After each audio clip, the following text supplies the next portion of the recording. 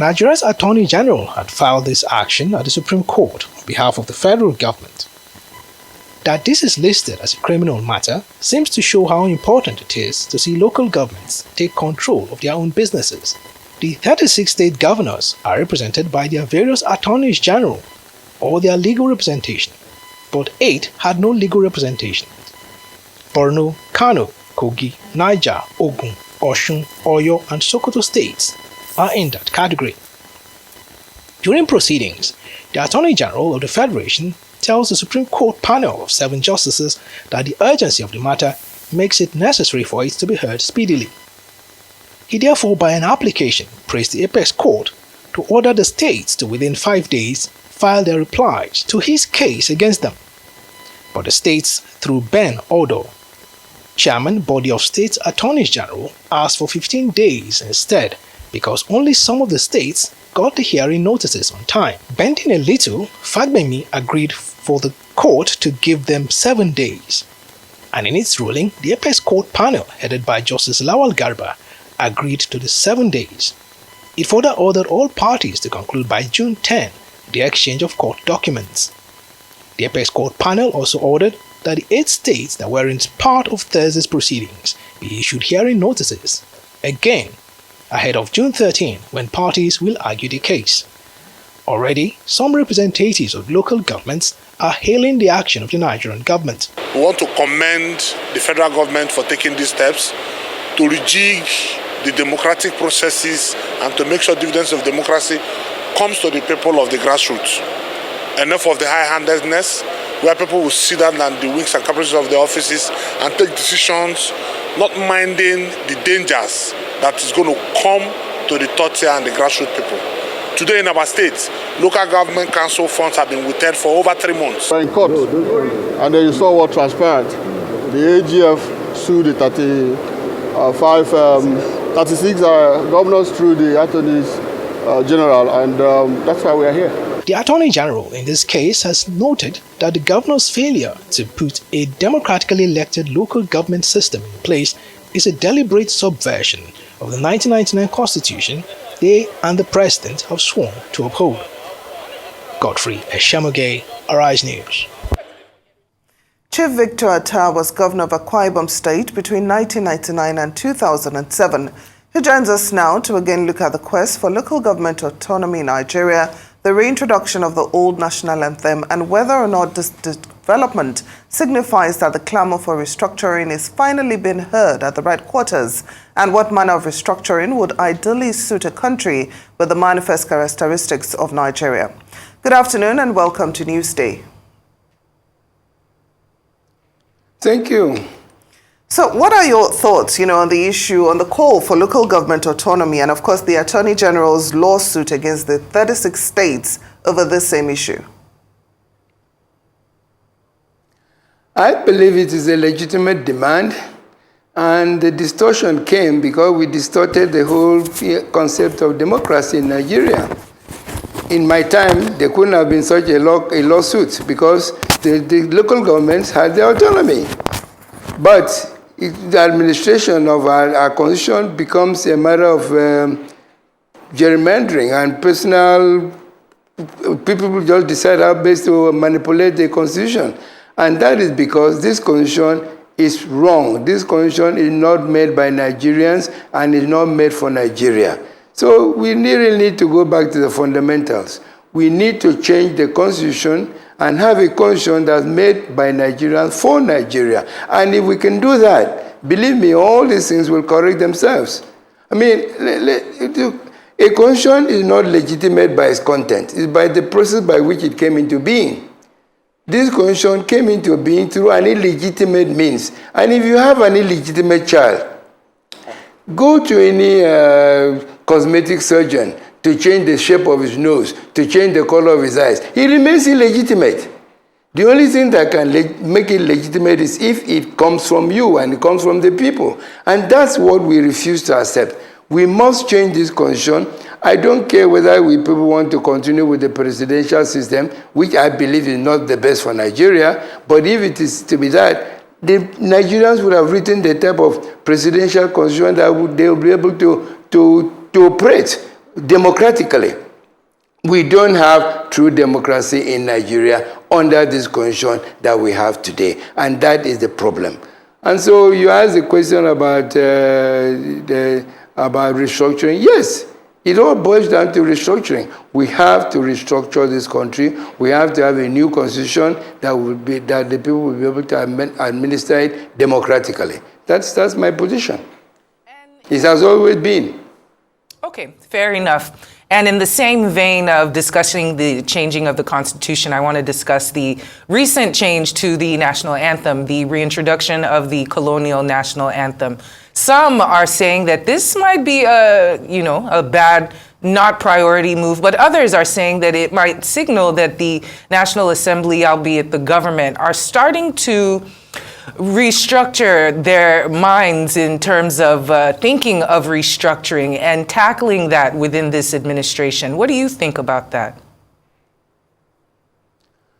If it is the second, if it is that it reflects an attempt to restructure, I would agree. But my problem is, has somebody asked, why did we change it in the first instance? We had an anthem, we changed it, now we want to change it back. Have we questioned the man that changed it? Because it was just the president that decided he wants a different constitution. And he went to the National Assembly, and National Assembly agreed and passed it, just as somebody has now gone to National Assembly, and National Assembly has agreed.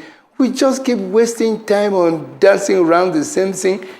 How many countries are there that have had anthems for centuries, if you like, and have not changed?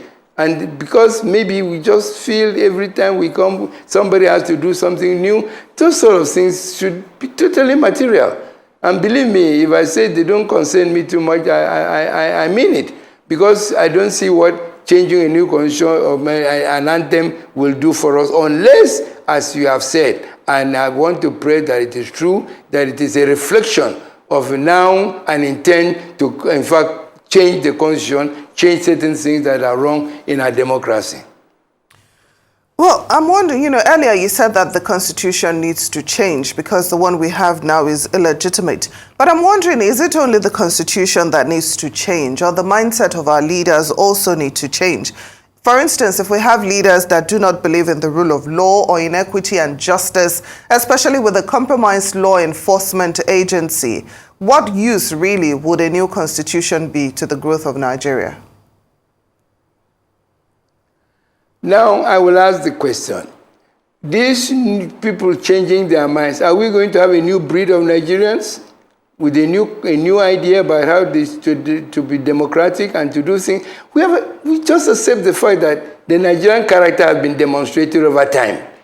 And if that's the Nigerian character, let us go back to what Nigerians wanted to be, because our forefathers knew the character of Nigerians.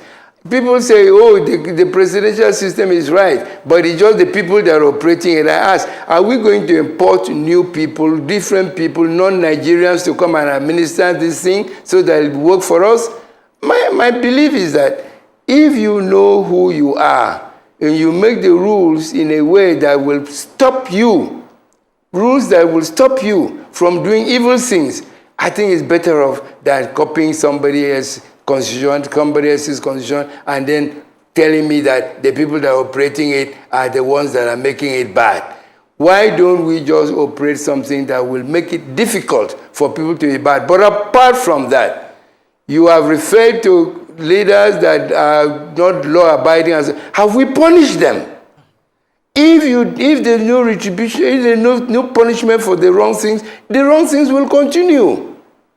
So the judicial system must also, which is also spelled out in our constitution, must also be looked at very carefully.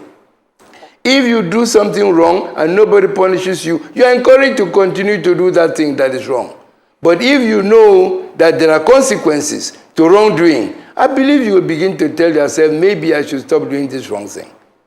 And I want to draw a parallel between what the United States is going through right now with Donald Trump and his hush money case, and them seeming to try to give him some kind of accountability for the acts that he committed while he was a president in order to preserve their democracy, so to speak. Now, bringing it back to Nigeria, what do we need to do in order to preserve our democracy? What manner of restructuring is going to be beneficial for us? I will spell it out. The structuring that I've always believed in is go back to a democratic arrangement. We've had civilian rule, but we have not had a democratic rule. Democracy, you can't have this kind of authoritarian, single, one person is responsible. I read the headlines today from the north. The hunger in the north is unacceptable, and it's addressed to Tinubu, not even to his party. Why should the president be the one responsible for feeding, if you like? Okay, they have to manage the economy correctly, but if you hand everything over to one person, and he doesn't prove able to manage it sufficiently well, you should know that what you are doing is wrong. We had regions before. They started with 3, then they became 4, and then now we have 36 states. Why don't you allow the 36 states to manage their affairs? If you allow the 36, and that's the only restructuring that I'm talking about. Get a disposition where the state can look after themselves, pay the wages that they can. Today we are still talking about minimum wage.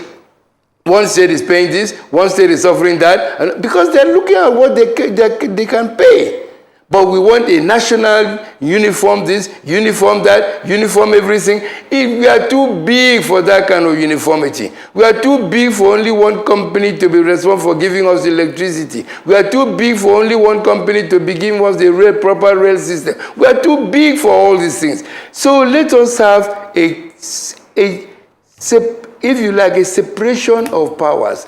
Let the center just manage us as a nation, look after our citizenship, look after our military, look after those currency and so on, but let the states, which should now be the federating units, look after the people. The lower you go down, the closer you are to the people. That's why the local government thing is very important. I asked a question, because you refer to the fact that you acknowledge the fact that I was governor for 8 years in Akwa Ibom. I asked a question. You want me to operate a presidential system at local government level? Please, what does that mean? Because the laws for the local government are made by the House of Assembly. They don't have their own assembly. And you want me to go and elect a local government chairman. And when he's elected, he will appoint from outside of the councillors a supervisor for agriculture, supervisor for health, supervisor for works. Please, what is the work of the councillors? Why did we elect them? Is it just to go every month and share money? I rejected it. And I did what I thought was sensible, which was to say, look, every community elect a councillor. And this is the man you will be querying if there's nothing going on in your local government area. And when they got there, from among themselves, they elected one, just first among equals. They call him head of council. I did not have any local government chairmanship election, which in any case is wrong. It's fake, because the governor just decides who he wants to be local government chairman, and that is who will be the local government chairman.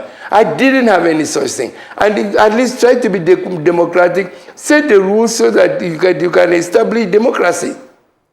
What we have here is completely wrong. So the restructuring I'm talking about is give autonomy to the federating units. Give as much autonomy as you can to the federating units. Let the center just administer us so that we are one country and hopefully grow into being a nation.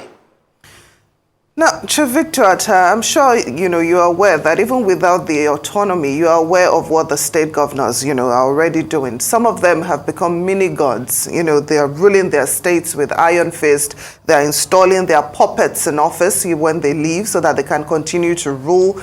So then again, I wonder really how that would benefit Nigeria if we still have this same set of people in office, even if we restructure. You will not have this same set of people, because this same set of people come through a system that allows this type of people to come through. If you allow, let me give you an example of option A4. If you had a system whereby the people were able to choose who their leaders are, who their administrators are, you will not have this same set of people. You will have people that know that they are answerable to the people who put them there. But today, let me ask you, maybe you know, but I doubt that you know who is representing you in the House of Assembly or in the House of Representatives. Because the system by which they come through, you don't matter. Please tell me something. Have we not seen the fight that's going on in Kogi? Have we not seen the fight that is going on in Rivers? Have we not seen even a video that's now viral that it was former president's wife that took Wike's hand and gave it to Peter Odili to go and make him governor? Is that, where does the people vote? Where do the votes of the people? And yet, the people have the sovereignty. Where are their votes? They don't matter. Somebody just makes somebody, you use the word puppets, make their puppets. And I read a paper called Boy Governor, and I was serious. Because if a governor makes his boy the governor, and that boy makes his boy, you now become a boy governor. We don't want that. We should not have that. But this system makes sure that that is all we have. I'm asking for a system that says you cannot have that. You should not have that. You should have a people's governor that's selected and elected by the people. It's not just at the local government level. Local government, governorship, even presidency. You have a president that's elected by 1/3 of the votes. That's what we have. And the constitution permits it. But it should not be so. Can we for a second interrogate the forms of government? Some say that democracy runs afoul of our initial African nature, in the fact that a lot of West African countries are crumbling. There's issues with coups. Even, let's give, for example, just internationally, they say democracy doesn't work. We see what's going on in the US, we've seen what's happened in Brazil, et cetera, et cetera. Some are saying that democracy needs to be fine-tuned. Is that even a possibility within your mind? Is there some way of having some kind of hybrid system, since we have seen and historically have seen that this pure democracy, as we try to practice it, never actually materializes itself that way, and large swaths of people are disenfranchised and angry due to it? Let Nigerians decide. Please let Nigerians decide what they want. If you can give Nigerians a chance to decide what they want, they'll know that this is what they wanted, and they know that they want to work within that type of system. I will remind us that it took 7 years from 1953 to 1960 for us to fashion out what we had before, the parliamentary system. That's how long it took. Conferences after conferences after conferences, and everybody signed that, yes, this is what we want. We have not had a situation where Nigerians have come together and agreed, these are the terms and conditions under which we want to stay together. And that should be the foundation of the Constitution, made by the people, for the people.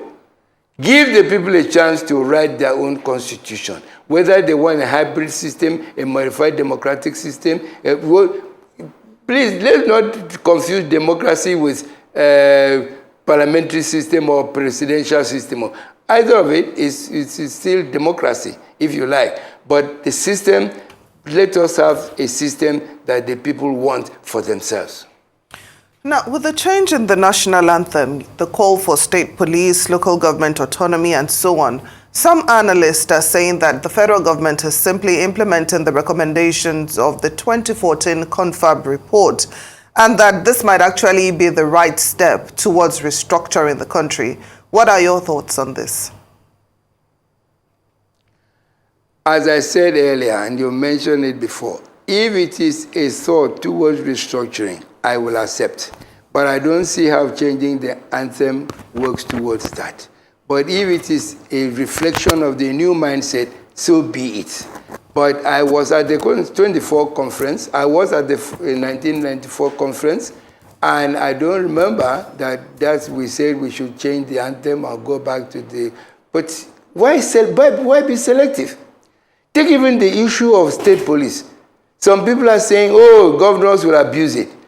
My own view is that if you put somebody as a governor and tell him he's the chief security officer, and you send him policemen from outside of his state, largely from outside his state, you are sending him mercenaries. Because he's the person that pays them, he's the person that gives them instruction. The only other person sometimes that can stand up against that may be the IG, because sometimes if that commissioner of police in your state doesn't want to do what he asking, he will tell you the IG said, maybe we shouldn't do it like that. But how can you be the chief security officer and you don't have control of the coercive forces, if you like, or the law enforcement authority is not entirely in your hands? But let me tell you where I disagree with those who think that the governors will abuse this system. If you have a police system and the commissioner is from one of the local government areas, his subordinates are from different government areas, and the entire police force is composed of people from different local government areas within the state. By the time you are plotting anything evil, or you want to use this against that, believe me, the news has leaked out. You can't. While as with this system of mercenaries, and I believe, I'm not using that word in an abusive manner, but they are, because whoever pays the piper dictates the tune. They have no interest other than what does the governor want? What did the governor say we should do? That's all. For me, that is where you can abuse it far worse than if the police is composed, the entire force is composed of people from your state. And that's why I had always advocated state police as a part of the democratization process. And we need it. Well, some might also say that the Nigerian factor could creep into that example that you just gave in terms of appointments, knowing how we do like to do brother knows brother, etc. But what can this administration, this Tinubu administration, do in order to take some larger steps to show that there is a new mindset change, to show that restructuring is part of the agenda for this renewed hope that he is entrenching within the lives of Nigerians, or hopes to, at least? Two things I would suggest. One is, please let us move away from this unitary system of governance. Move entirely away from this unitary system and have a more democratic system. Two, give this country power. And when it comes to this power, I'm not talking about the federal government taxing itself. Allow everybody. Look, I keep bringing up this example. I built a power plant that was capable of saving not only Akwa Ibom State, but 3 of the neighboring states. But no sooner did I do that than a president, and because he had the right to, given the type of constitution we have, came out and said, if you generate, you cannot distribute. So my whole effort of wanting to say that Akwa Ibom is the first state in this country to have 24-hour constant power was frustrated. Because whatever we generate from that plant must go into the inefficient national grid. This national, and yet we don't have a nation. I'm sorry, we don't yet have a nation because we are too divided, we are too fragmented. We have to have a country and then grow into being give me a national policy. Give me a national policy on livestock. Nobody can tell you. This one wants ranches, that one doesn't want ranches. Where is the national policy? Where is the national policy on even education, if you like? People are doing. We need to have a country, acknowledge the fact that it is composed of different components, if you like, near sovereign components, and the people are the sovereignty is with the people, and we have, if you like, an administrator, which is the federal government administering this system, and maybe we'll begin to grow into being a nation. Well, talking about being divided and fragmented, the lawmakers said that one of the reasons why they went back to the old anthem is because they want to reawaken, the spirit of brotherhood in Nigeria. Now, very few people doubt if an anthem is actually the solution, to reawakening the spirit of brotherhood. But as a former leader, I'm wondering, what do you think can be done to actually unify Nigeria so that we can narrow the division that exists? Remove the areas of conflict. Remove the things that bring jealousy. Remove the things that bring contention. So allow me to grow by myself. You grow by yourself. He grows by himself. And that's it. We had that in the regions. When we had those regions, I remember the salary in the Western region was higher than the salary in the Eastern region, as was higher than the salary in the Northern region. Nobody complained. This one said, I want to give free education, and was able to give free education. This one said, I am not capable of giving free education yet, and didn't give, and nobody quarreled. But try today to say you are going to give free education to 1, 2, 3 states and not the others. What will you have? We thought that we are so small that we can put everything in one tight bottle and make it. We cannot allow and accept the fact that we are different. So make use of that difference by bring your culture, do what you want to do in your area, let's do what he wants to do in his area, but let us be administered as a nation, one country, subscribing to one sovereignty. That's all. So this restructuring must, if this restructuring does not come, believe me, the country will just continue to fragmented until it fragments. We have to have this restructuring, and all I am thinking of when I think about restructuring is that you give autonomy to the federating unit. Let them govern themselves as best they can, and who will tell me that if this state does this and that one doesn't do that, and therefore we blame the federal government for it? No, you'll be blaming yourself for not being able to do what you want to do for your people. The president said the other day and said something very correct. Let the people hold the governors responsible. If the people can hold their governors responsible, then the governors will do the thing they're supposed to do for the people. And somebody else sits and says, the president, we are hungry. You see the contradictions? That's because we don't know whether we are this or that. We should be one thing or the other. And we should be a true democracy. And we should have everything, a federal system, and everything that goes along with that federal democracy should be there. Whether it is state police, it is anything, except the currency, the military, the citizenship, and so on. Those are the few things that the federal government should be responsible for. Well, thank you so much for this lively discussion with us, Chief Victor Attah, former Akwa Ibom State Governor. Thank you for joining us on Newsday today.